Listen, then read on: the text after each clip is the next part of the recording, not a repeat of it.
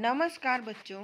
आज हम पढ़ेंगे 11वीं कक्षा की हिंदी, जिसमें हम अंतरा पुस्तक में संकलित मुंशी प्रेमचंद जी की कहानी ईदगाह पढ़ेंगे, जो कि इनकी बहुत प्रसिद्ध रचना है।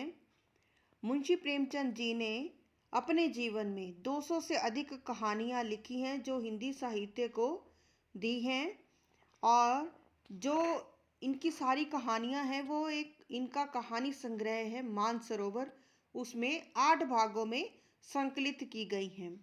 प्रस्तुत कहानी जो ईदगाह है, ये एक छोटे से बच्चे की कहानी है जिसका नाम हामिद है, और उसके बाल मनोविज्ञान पर यह कहानी उन्होंने बनाई है। तो चलिए शुरू करते हैं। पहले हम कहानी का संदेश देखते हैं और उसके बाद इसका सार देखेंगे, फिर उसके बाद इसके प्रश्नोत्तर करेंगे। तो चलिए शुरू करते हैं। ईदगाह कहानी का संदेश क्या है? मुंशी प्रेमचंद जी की कहानी ईदगाह बाल मनोविज्ञान पर आधारित कहानी है। एक नन्हा बच्चा हामिद पैसों के अभाव में मेले जाता है और अपनी सारी इच्छाओं को मारकर अपनी दादी के लिए चिमटा खरीद कर लाता है, ताकि रोटी बनाते समय दादी के हाथ न जले।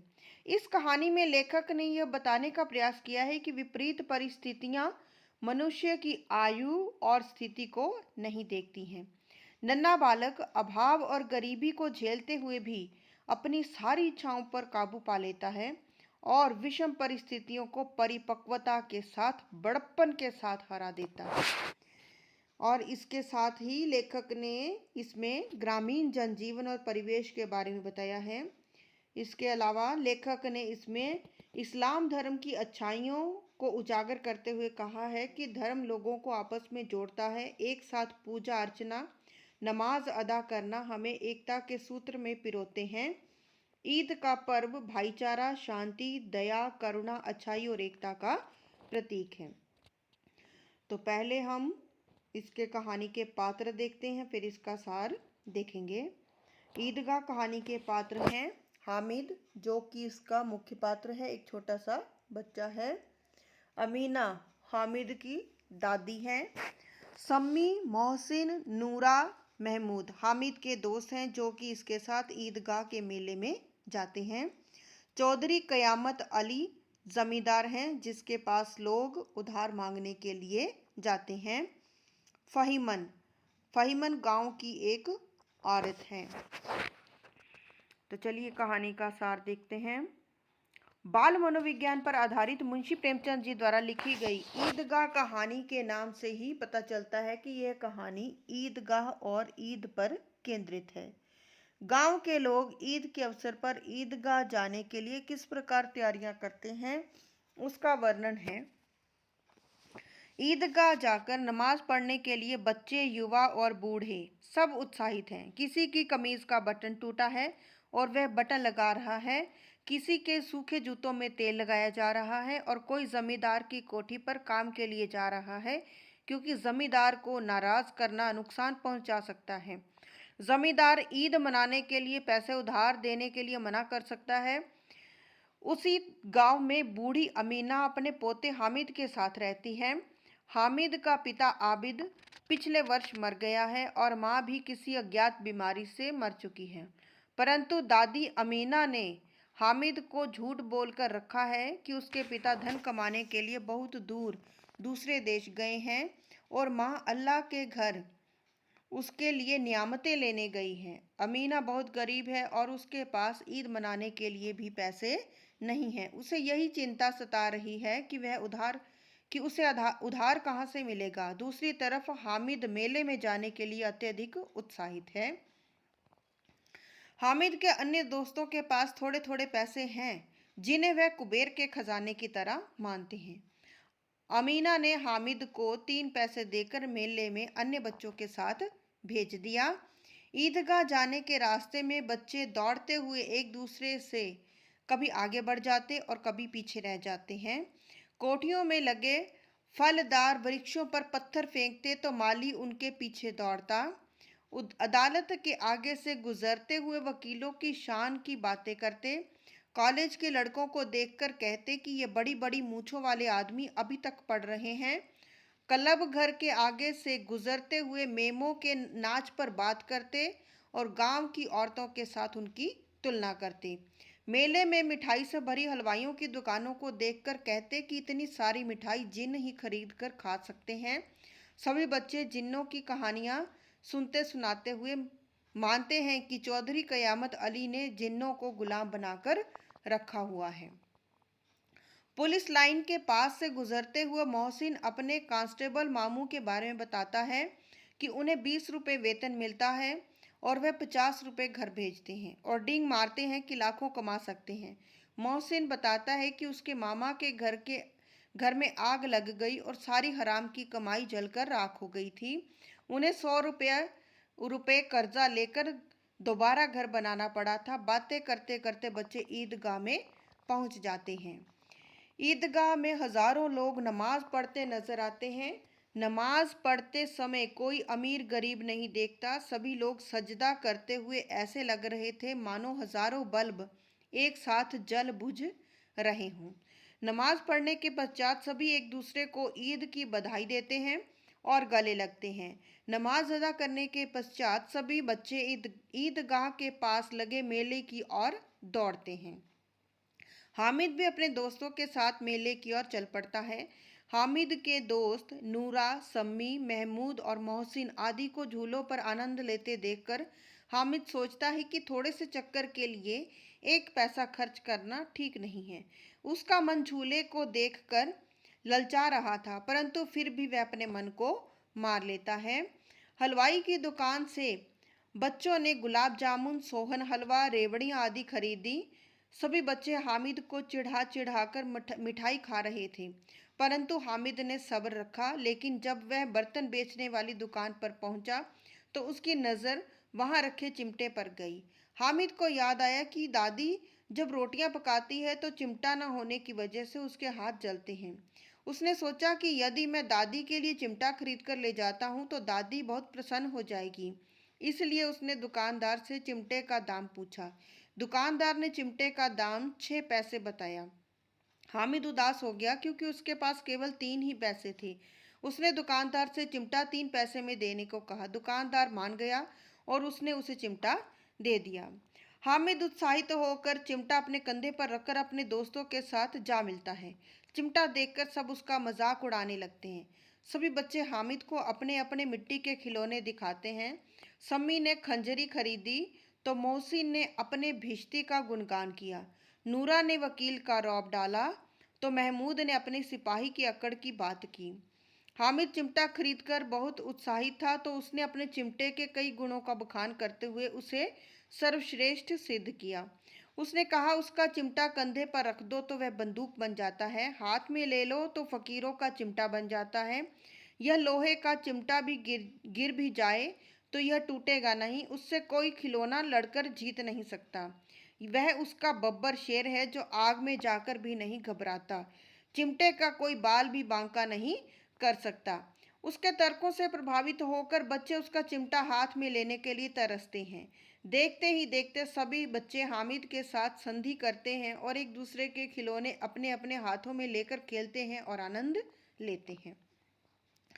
गांव पहुंचकर सभी बच्चे अपने अपने घर चले जाते हैं। सभी बच्चों के खिलौनों का एक एक करके टूटने का विवरण मुंशी प्रेमचंद जी ने बड़े मनोरंजक तरीके से दिया है। लेखक कहते हैं कि मोहसिन की बहन उसका भिश्ती छीनकर भागती है तो वह उसके हाथों से गिरकर टूट जाता है। नूरे का वकील भी पटड़े पर सजा था और जब उसने वकील को पंखा किया तो वह भी जमीन पर आकर टूट गया। नूरे के सिपाही को टोकरी में रखकर घुमाया जा रहा था। नूरे को ठोकर लगी तो उसका टोकरा जमीन पर आ गिरा और सिपाही की एक टांग टूट गई। गूलर के दूध से उसकी टांग जोड़ने की कोशिश की गई, परंतु जब नहीं जुड़ी तो उसे बैठने योग्य बनाने के लिए उसकी दूसरी टांग भी तोड़ दी गई। अंततः उसकी पगड़ी खुरच कर उसे अपाहिज भिखारी बना दिया गया। जब हामिद अपने घर पहुंचा तो दादी ने उसे दौड़कर गले लगा लिया। उसके हाथ में चिमटा देखकर वह चौंक गई और उसे बुरा भला कहने लगी। दादी ने उससे कहा कि तूने पूरे मेले में कुछ नहीं खाया और ना ही झूला लिया। हामिद ने दादी को बताया कि वह खाना बनाते हुए उसके जलते हुए हाथ नहीं देख सकता है, इसलिए वह उसके लिए चिमटा खरीद कर लाया। दादी की आंखों से प्रेम भरी अश्रुधारा बह निकली। उसे लगा उसका नन्हा हामिद कितना बड़ा, कितना समझदार हो गया है। वह अन्य बच्चों को झूला झूलते, मिठाई खाते और खिलौनों से खेलते देखकर भी उसे अपनी दादी का ही ध्यान रहा और उसने अपनी इच्छाओं पर काबू रखा। ऐसे बच्चे की दादी होना उसका सौभाग्य है। दादी अमीना आंसू बहाती जा रही थी और हामिद को दुआएं देती जा रही थी। हामिद बहुत छोटा था, इसलिए वह अपनी दादी का आंसू बहाना समझ नहीं पा रहा था। तो बच्चों, ये थी ईदगाह कहानी और अब हम इसके प्रश्न उत्तर करते हैं। पहला प्रश्न है, ईदगाह कहानी के उन प्रसंगों का उल्लेख कीजिए जिनसे ईद के अवसर पर ग्रामीण परिवेश का उल्लास प्रकट होता है। उत्तर है, ईदगाह कहानी में कई प्रसंगों में ईद के अवसर पर ग्रामीण परिवेश का उल्लास प्रकट होता है। पहला है, ईदगाह जाकर नमाज पढ़ने के लिए बच्चे, युवा और बूढ़े सब उत्साहित हैं। किसी की कमीज का बटन टूटा है तो वह बटन लगा रहा है। किसी के सूखे जूतों में तेल लगाया जा रहा है। गांव की स्त्रियां सेवइयां और अन्य पकवान बना रही हैं। ईदगाह में हजारों लोग नमाज पढ़ते नजर आते हैं। नमाज पढ़ते समय कोई अमीर गरीब नहीं देखता। सभी लोग सजदा करते हुए ऐसे लग रहे थे मानो हजारों बल्ब एक साथ जल बुझ रहे हों। नमाज पढ़ने के पश्चात सभी एक दूसरे को ईद की बधाई देते हैं और गले लगते हैं। नमाज अदा करने के पश्चात सभी बच्चे ईदगाह के पास लगे मेले की ओर दौड़ते हैं। मेले में युवा बूढ़े खरीदारी करते हैं और झूलों का आनंद लेते हैं। इसके बाद दूसरा प्रश्न है, उसके अंदर प्रकाश है, बाहर आशा। विपत्ति अपना सारा दल बल लेकर आए, हामिद की आनंद भरी चितवन उसका विध्वंस कर देगी। इस कथन के आधार पर स्पष्ट कीजिए कि आशा का प्रकाश मनुष्य को विपरीत परिस्थितियों में भी निरंतर आगे बढ़ने की प्रेरणा देता है। उत्तर है, दादी अमीना ईद के अवसर पर बहुत दुखी और परेशान है क्योंकि उसके घर में सेवइयां पकाने के लिए ना ही सेवइयां हैं और ना ही दूध है। उसके पास इतने भी पैसे नहीं है कि वह हामिद को नए कपड़े दिला सके। हामिद इन चिंताओं से दूर है। उसका मन तो केवल मेले में जाने को उत्साहित है। अभाव और गरीबी जैसी मुसीबतें हामिद का कुछ नहीं बिगाड़ पाती हैं, बल्कि उसकी आशा और उत्साह के आगे वह मुसीबतें पराजित हो जाती हैं। तीसरा प्रश्न है, उन्हें क्या खबर कि चौधरी आज आंखें बदल ले तो यह सारी ईद मुहर्रम हो जाए। इस कथन का आशय स्पष्ट कीजिए। इस कथन का आशय है कि बूढ़ी अमीना तथा अन्य लोगों को यह डर है कि यदि चौधरी ईद के मौके पर उनको उधार न देगा तो उनका खुशियों का दिन मुहर्रम अर्थात शोक दिवस में बदल सकता है। गांव के लोग चौधरी कयामत अली को नाराज नहीं करना चाहते, इसलिए उसके घर उसके काम करने और उसकी खुशामद करने के लिए मजबूर हैं। चौथा प्रश्न है, मानव भ्रातृत्व का एक सूत्र इन समस्त आत्माओं को एक लड़ी में पिरोए हुए है। इस कथन के संदर्भ में स्पष्ट कीजिए कि धर्म तोड़ता नहीं जोड़ता है। उत्तर है, मुंशी प्रेमचंद जी ने अपनी कहानी ईदगाह में नमाज पढ़ने के दृश्य का वर्णन किया है। नमाज पढ़ते समय कोई अमीर गरीब नहीं देखता। सभी एक साथ नमाज पढ़ते हुए एक साथ उठते और एक साथ बैठते और सजदा करते दिखाई देते हैं। लेखक का मानना है कि धर्म लोगों को आपस में जोड़ता है। इससे लोगों के अंदर प्रेम और भाईचारा उत्पन्न होता है। एक साथ नमाज अदा करना सभी को एकता के सूत्र में पिरोता है। पांचवा प्रश्न है, ईदगाह कहानी के शीर्षक का औचित्य सिद्ध कीजिए। क्या इस कहानी को कोई अन्य शीर्षक दिया जा सकता है? उत्तर है, किसी भी रचना का शीर्षक उस रचना के मूल भाव, मुख्य पात्र तथा घटना के आधार पर किया जाता है। ईदगाह कहानी के नाम से ही पता चलता है कि यह कहानी ईदगाह और ईद पर केंद्रित है। गांव के लोग ईद के अवसर पर ईदगाह जाने के लिए किस प्रकार तैयारियां करते हैं उसका वर्णन है। ईदगाह जाकर नमाज पढ़ने के लिए बच्चे, युवा और बूढ़ों के उत्साह का वर्णन है, इसलिए यह शीर्षक उचित है। कहानी के पात्रों के आधार पर कहानी का शीर्षक अमीना की खुशी तथा हामिद का त्याग भी हो सकता है। छठा प्रश्न है, निम्नलिखित गद्यांशों की सप्रसंग व्याख्या कीजिए। उत्तर। पहला प्रश्न है क्या कई बार यही क्रिया होती है से लेकर आत्माओं को एक लड़ी में पिरोए हुए हैं। उत्तर है इसका पहला प्रसंग देखते हैं। प्रस्तुत गद्यांश हमारी हिंदी की पाठ्य पुस्तक अंतरा भाग 1 में से लेखक मुंशी प्रेमचंद जी द्वारा रचित कहानी ईदगाह में से लिया गया है। इस कहानी में मुंशी जी ने ईद के अवसर पर ईदगाह में नमाज अदा करने के दृश्य को चित्रित किया है। व्याख्या है, ईदगाह में नमाज पढ़ते हुए लाखों लोग एक साथ सजदे में झुक जाते हैं और एक साथ खड़े हो जाते हैं, फिर एक साथ झुकते और एक साथ घुटनों के बल बैठ जाते हैं। ये क्रिया अनेक बार दोहराई जाती है। लेखक का मानना है कि वे सब ऐसे दिख रहे हैं मानो हजारों बल्ब एक साथ जल और बुझ रहे हों। यह दृश्य देखकर दिल में गर्व और आनंद और श्रद्धा के भाव जागते हैं। एक साथ क्रियाएं करते हुए देखकर ऐसा लगता है मानो सभी श्रद्धालुओं की आत्माएं एक लड़ी में पिरोई हुई हैं।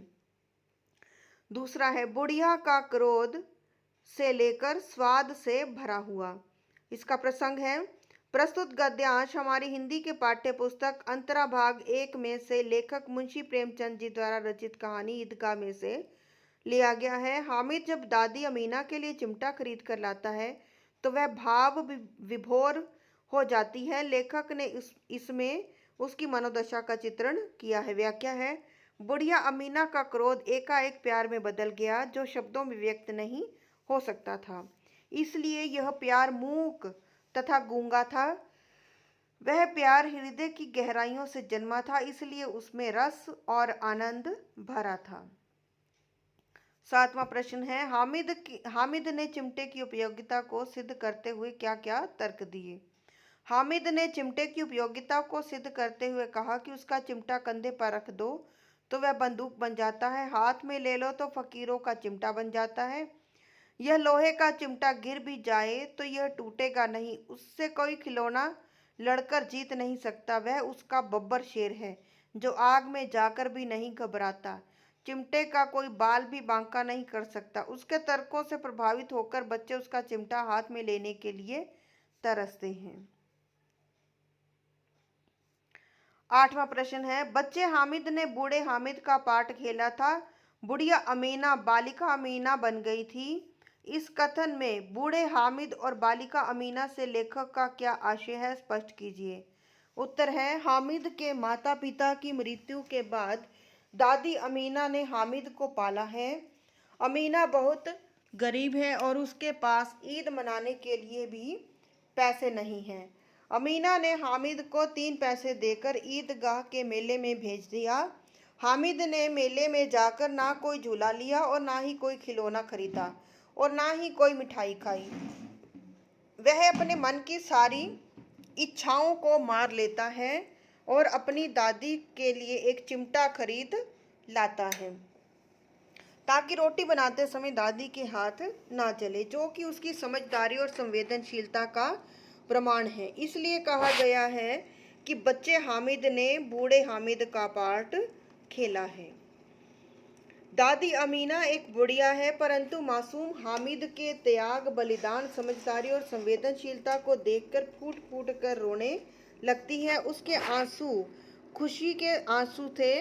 वह अपनी भावनाओं में बहती जा रही थी, जिससे उसका व्यवहार बिल्कुल बच्चों जैसा लग रहा था। इसलिए कहा गया है कि बुढ़िया अमीना बालिका अमीना बन गई। 9वां प्रश्न है, दामन फैलाकर हामिद को दुआएं देती जाती थी और आंसू की बड़ी बड़ी बूंदें गिराती जाती थी। हामिद इसका रहस्य क्या समझता। लेखक के अनुसार हामिद अमीना की दुआओं और आंसुओं के रहस्य को क्यों नहीं समझ पाया, कहानी के आधार पर स्पष्ट कीजिए। उत्तर है, अमीना अपने पोते हामिद का त्याग, समझदारी, संवेदनशीलता और उसके प्रति उसका प्यार देखकर भाव विभोर हो उठी थी। अमीना ने हामिद से झूठ बोला था कि उसके पिता दूर देश में धन कमाने गए हैं और माँ अल्लाह के पास नियामतें लेने गई हैं। हामिद दादी की इस बात पर यकीन करके अपने पिता और माता की राह देखता, परंतु अमीना जानती थी कि उसके माता पिता आने वाले नहीं हैं। वह हामिद के भविष्य की चिंता करती हुई उसे दुआएं देती जाती थी और खुशी के आंसू बहाती जाती थी। हामिद एक छोटा बच्चा था, इसलिए वह अपनी दादी के बहाने के रह आंसू बहाने के रहस्य को नहीं समझ पाता है। 10वां प्रश्न है, हामिद के चरित्र की कोई 3 विशेषताएं बताइए। उत्तर है, हामिद के चरित्र की विशेषताएं निम्नलिखित है। पहली हेडिंग है, सरल और कल्पनाशील। बूढ़ी अमीना अपने पोते हामिद के साथ रहती है। हामिद का पिता आबिद पिछले वर्ष मर गया है और माँ भी किसी अज्ञात बीमारी से मर चुकी है। परंतु दादी अमीना ने हामिद को झूठ बोलकर रखा है कि उसके पिता धन कमाने के लिए बहुत दूर दूसरे देश गए हैं और माँ अल्लाह के घर उसके लिए नियामतें लेने गई है। हामिद अपनी दादी की बातों पर यकीन करके अपनी माँ और पिता के आने की कल्पना में खोया रहता है। त्यागी, समझदार और संवेदनशील। ईदगाह के मेले में जाकर हामिद ना कोई मिठाई खाता है और ना कोई खिलौना खरीदता है। वह अपने मन को मार लेता है और अपनी दादी के लिए चिमटा खरीदता है, जो कि उसकी समझदारी और संवेदनशीलता का प्रमाण है और उसके त्याग का भी प्रमाण है। तर्कशील और हाजिर जवाब। जब सभी बच्चे उसका चिमटा देखकर उसको चिढ़ाते हैं तो वह अपने तर्कों के साथ अपने चिमटे को श्रेष्ठ और मजबूत खिलौना सिद्ध कर देता है। 11वां प्रश्न है, हामिद के अतिरिक्त इस कहानी के किस पात्र ने आपको सर्वाधिक प्रभावित किया है और क्यों? उत्तर है, कहानी का केंद्र बिंदु ईदगाह, हामिद और अमीना है। अमीना बहुत गरीब होने के कारण गांव के अनेकों घरों में काम करती है ताकि हामिद का पालन पोषण कर सके। वह हामिद से बहुत प्यार करती है, उसकी हर इच्छा पूरी करने की कोशिश करती है। अमीना साहसी, सहनशील और समझदार है, इसलिए इस कहानी में हामिद के बाद अमीना ही ऐसा पात्र है जिसने हमें सर्वाधिक प्रभावित किया है। 12वां प्रश्न है, बच्चों में लालच एवं एक दूसरे से आगे निकल जाने की होड़ के साथ साथ निश्चलता भी मौजूद होती है। कहानी से कोई 2 प्रसंग चुनकर इस मत की पुष्टि कीजिए। उत्तर है, हलवाई की दुकान से बच्चों ने गुलाब जामुन, सोहन हलवा, रेवड़ी आदि खरीदी। सभी बच्चे हामिद को चिढ़ा चिढ़ा कर मिठाई खा रहे थे। कुछ समय पश्चात मोहसिन को अपनी गलती का एहसास होता है। वह हामिद को मिठाई खाने के लिए दे देता है। हामिद उत्साहित होकर चिमटा अपने कंधे पर रखकर अपने दोस्तों के साथ जा मिलता है। चिमटा देखकर सब उसका मजाक उड़ाने लगते हैं। अपने चिमटे को श्रेष्ठ सिद्ध करने के लिए वह कहता है कि उसका चिमटा कंधे पर रख दो तो वह बंदूक बन जाता है, हाथ में ले लो तो फकीरों का चिमटा बन जाता है। यह लोहे का चिमटा गिर भी जाए तो टूटेगा नहीं, उससे कोई खिलौना लड़कर जीत नहीं सकता। वह उसका बब्बर शेर है जो आग में जाकर भी नहीं घबराता। चिमटे का कोई बाल भी बांका नहीं कर सकता। उसके तर्कों से प्रभावित होकर बच्चे उसका चिमटा हाथ में लेने के लिए तरसते हैं। देखते ही देखते सभी बच्चे हामिद के साथ संधि करते हैं और एक दूसरे के खिलौने अपने अपने हाथों में लेकर खेलते हैं और आनंद लेते हैं। इससे पता चलता है कि बच्चों में लालच एवं एक दूसरे से आगे निकल जाने की होड़ के साथ साथ निश्चलता भी मौजूद होती है। इस कहानी का अंतिम प्रश्न है, प्रेमचंद की भाषा बहुत सजीव, मुहावरेदार और बोलचाल के निकट है। कहानी के आधार पर इस कथन की सार्थकता स्पष्ट कीजिए। उत्तर है, मुंशी प्रेमचंद जी का भाषा पर अद्भुत अधिकार था। उन्होंने अपनी रचनाओं में आम जीवन को उजागर किया है, इसलिए उनकी भाषा भी आम लोगों के निकट बोलचाल की भाषा है। मुंशी जी उर्दू लेखन से हिंदी में आए थे, इसलिए उनकी हिंदी रचनाओं में उर्दू के शब्द भी मिल जाते हैं। मुहावरेदार भाषा उनकी रचनाओं की प्रमुख विशेषता है। उनकी रचनाओं में हिंदी और उर्दू दोनों भाषाओं के मुहावरे देखने को मिल जाते हैं, जैसे ईद का मुहर्रम हो जाना, नाम रहना, मुंह चुराना, आंखें बदलना, मैदान मारना, उल्लू बनाना, आंख निकाल लेना, 3 कौड़ी का ना होना। तो बच्चों, ये थी आपकी कहानी ईदगाह, इसका पाठ का सार था और इसके प्रश्न उत्तर थे। उम्मीद है आपको ये अच्छी तरह समझ आ गया होगा। और यदि आपको ये वीडियो अच्छा लगा तो आप इसे लाइक करें, शेयर करें और मेरे चैनल को सब्सक्राइब करें। जय हिंद।